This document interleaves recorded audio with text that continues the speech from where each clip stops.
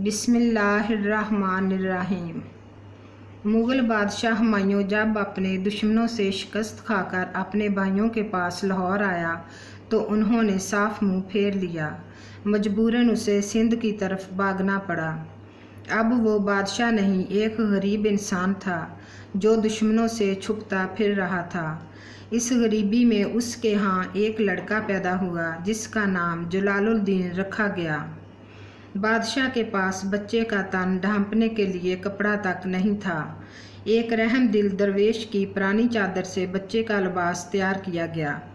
ज़ाहिर है गरीब बादशाह के पास अपने चंद जानसारों को खिलाने के लिए भी कुछ नहीं था।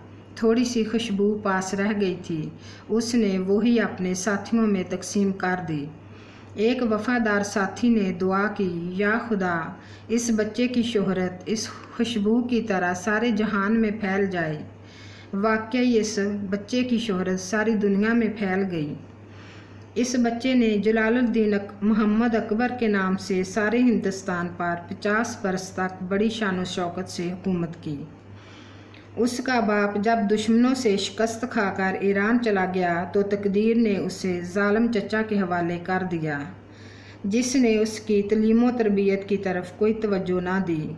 हुमायूं ने जब दोबारा अपना तख्तो ताज हासिल किया तो अकबर के लिए उसने एक बेहतरीन उस्ताद मुकर्रर किया। उसका नाम बैरम खान था। शहजादे को पढ़ना लिखना तो नहीं आता था, लेकिन उस्ताद ने उसे जंग के सारे दाव खूब अच्छी तरह सिखा दिए। अकबर जब तलवारबाजी में माहिर हो गया तो उस्ताद ने तीरंदाजी की तरफ ख़ास तवज्जो की। उस्ताद ने दरख्त से एक सेब लटका कर शागिर्द को दूर खड़ा कर दिया। तेज़ हवा से जब सेब हिलने लगा तो उस्ताद ने उसे निशाना बनाने का हुक्म दिया। शागिर्द का निशाना चूक गया तो उस्ताद ने समझाया, ठीक ठीक निशाना लेने के लिए हवा की रफ्तार और सिमत को देखकर तीर चलाना चाहिए। दूसरी याद रखने वाली बात यह है कि निशाना लेते वक्त ध्यान में सिर्फ वो जगह होनी चाहिए जहाँ तीर ने जाकर लगना हो। बाकी सारी चीज़ें आँखों से उजल हो जानी चाहिए। इन बातों को जहन में रख कर शागिर्द ने तीर चलाया तो वो ऐन निशाने पर लगा। रफ्ता रफ्ता मुग़ल बच्चा तीर अंदाजी में माहिर हो गया, लेकिन उस्ताद की तसल्ली ना हुई। एक दिन बैरम खान शहजादे को जंगल में ले गया। वहाँ एक जंगली भैंसा उनको नज़र आया। उस्ताद ने शहजादे को चकन्ना करके भैंसे को गुस्सा दिलाया तो वो शागिर्द पर हमला आवर हुआ। शहजादे ने भैंसे की आँख का निशाना लिया और ताक कर ऐसा तीर मारा कि भैंसा गिर कर तड़पने लगा। उस्ताद ने शाबाश दी और अपने शागिर्द से कहा, बस यही तुम्हारा आखिरी इम्तहान था, इसमें तुम पास हुए। उस झूलते हुए सेब को निशाना बनाते वक्त तुम्हारे दिल में दुश्मन के हमला आवर होने का खौफ तो नहीं था? मैं देखना चाहता था कि दुश्मन के हमले की सूरत में तुम घबरा तो नहीं जाते। अकबर ने जवाब दिया, उस्ताद मोहतरम, जो शय मुझे दिखाई दे रही हो मुझे उससे खौफ नहीं आता। बैरम खान शहजादे की बात सुनकर बहुत खुश हुआ। चंद रोज़ बाद हुमायूं बादशाह अचानक फौत हो गया। शहजादा अकबर उस वक़्त घर से बहुत दूर अपने उस्ताद के साथ था। बैरम खान को जब शहनशाह के बनने की खबर हुई तो उसने सारे सरदारों को जमा किया। एक खूबसूरत कुर्सी पर शहजादे को बिठाया और उसके सर पर ताज रख कर खुद उसके सामने खड़ा हो गया। फिर बड़े एहतराम से कहने लगा, मैं शहजादा अकबर को अपना बादशाह तस्लीम करता हूँ और आज के बाद शहनशाह अकबर के दुश्मन मेरे दुश्मन और उनके दोस्त मेरे दोस्त होंगे। फिर उसने झुककर 4 बार बादशाह को ताज़ीम पेश की। उसकी देखा देखी दूसरे सरदारों ने भी अकबर को अपना शहनशाह तस्लीम कर लिया। उस वक़्त अकबर की उम्र सिर्फ 13 साल और 4 माह थी। यहाँ से एक बहादुर लड़के की दास्तां शुरू हुई। तख्त पर बैठते ही अकबर को मुसीबतों ने घेर लिया। उसके बाप के दुश्मन जिन्होंने उसे मुल्क हिंदुस्तान से भाग जाने पर मजबूर कर दिया था, وہ ابھی تک ملک کے مختلف حصوں میں قبضہ جمائے بیٹھے تھے۔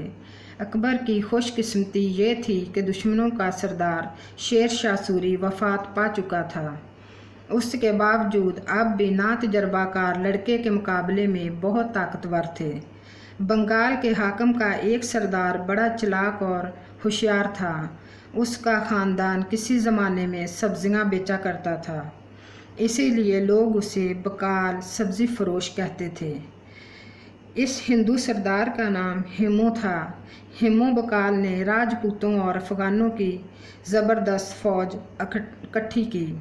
اس کی فوج میں 2000 جنگی ہاتھی اور 1 لاکھ سپاہی تھے۔ اس فوج نے پہلے تو آگرے کو فتح کیا، پھر دلی بھی اپنے قبضے میں لے لیا۔ دلی کا مغل سپہ سالار بھاگ کر اکبر بادشاہ کے لشکر میں پہنچ گیا۔ ادھر ہیمو بقال نے جب دلی پر قبضہ کیا تو بکرما جیت کا لقب اختیار کر کے اپنی بادشاہی کا اعلان کر دیا۔ یہ ایک نئی مصیبت تھی، کیونکہ اب ہندو راجپوت ہندوستان پر راج کرنے کے خواب دیکھنے لگے۔ اکبر بادشاہ نے اپنے سرداروں سے مشورہ کیا تو سوائے بیرم خان کے سب نے کہا، دشمن فوج بہت زیادہ اور طاقتور ہے، مناسب یہی ہے کہ ہم اپنے ملک کابل چلے جائیں اور بہت بڑا لشکر لے کر واپس آئیں۔ بیرم خان نے فوراً کہا، یہی ہمارا ملک ہے اور ہمارا مرنا جینا اسی جگہ ہوگا، تخت یا تختہ۔ اکبر بادشاہ کو اپنے باپ کی نرم دلی اور اس کا حشر یاد تھا۔ اس نے گرج کر کہا، میں اپنے محترم استاد کو اپنی فوج کا سپہ سالار مقرر کرتا ہوں، اور یاد رکھو اگر اس نازک وقت میں کسی نے بزدلی کی بات کی تو میں اپنے ہاتھوں سے اس کا سر قلم کر دوں گا۔ یہ کہتے ہی اس نے اپنی تلوار بے نیام کی اور دلی سے بھاگ آنے والے سردار کا ایک ہی وار میں سر قلم کر دیا۔ اکبر اپنی مختصر سی فوج لے کر میدان جنگ میں نکلا۔ سامنے دشمن کا لشکر تھا۔ مغل بادشاہ جب گھوڑے پر سوار ہونے لگا تو ایک سردار نے اسے سہارا دینے کی کوشش کی۔ اکبر نے اس کا ہاتھ جھٹک کر کہا، آج اگر گھوڑے پر سوار ہونے کے لیے میں ایک ہاتھ کا سہارا لوں گا تو کل تخت پر بیٹھنے کے لیے مجھے 4 ہاتھوں کا سہارا لینا پڑے گا۔ یہ کہہ کر اس نے اپنے لیے ایک ہاتھی طلب کیا۔ ہاتھی پر سوار ہو کر اس نے بہت سے تیر اور 2 مضبوط کمانیں ہودے میں رکھ لیں اور جنگ کا اعلان کر دیا۔ خوفناک لڑائی شروع ہو گئی۔ دشمن کی فوج 4 گنا تھی، جو کم ہونے کا نام ہی نہیں لے رہی تھی۔ ادھر اکبر کی فوج کے سپاہی قتل ہوئے تو ان کی کمی زیادہ محسوس ہونے لگی۔ اکبر نے ہاتھی سے اتر کر گھوڑے پر بیٹھنے کا ارادہ کیا تو بیرم خان نے اس کی سخت مخالفت کی اور کہا، حضور اگر آج ہاتھی سے اترے تو سمجھو تخت سے اتر گئے۔ فوج نے ہاتھی کا ہودہ خالی دیکھا تو اس کے پاؤں اکھڑ جائیں گے۔ یہ بات بادشاہ کی سمجھ میں آ گئی۔ آخر اس نے ایک بہادرانہ فیصلہ کیا۔ ہیمو بقال اپنی فوج کے عین درمیان مست ہاتھی پر سوار تھا۔ اکبر نے اپنے محاوت کو اشارہ کیا کہ وہ دشمن کی فوج میں گھس کر ہیمو کے قریب ہو جائے۔ اس نے کمان اپنے ہاتھ میں لی اور پوری قوت سے تیر چلا دیا۔ تیر ہوا کو چیرتا گیا اور سیدھا ہیمو بقال کی آنکھ میں جا لگا۔ اس ایک تیر نے جنگ کا پانسا ہی پلٹ دیا۔ ہیمو تیر کھا کر ہاتھی سے نیچے گر گیا۔ اس کی فوج نے ہودے کو خالی پایا تو حوصلہ ہار بیٹھی۔ ہر طرف بگدڑ مچ گئی۔ مخالف فوج کے پاؤں ایسے اکھڑے کہ دوبارہ جم ہی نہ سکے۔ یہ فتح اکبر کا ایسا تعارف تھا جس کی دہشت اس کے آخری دم تک قائم رہی، حالانکہ اس وقت اکبر صرف 14 سال کا تھا۔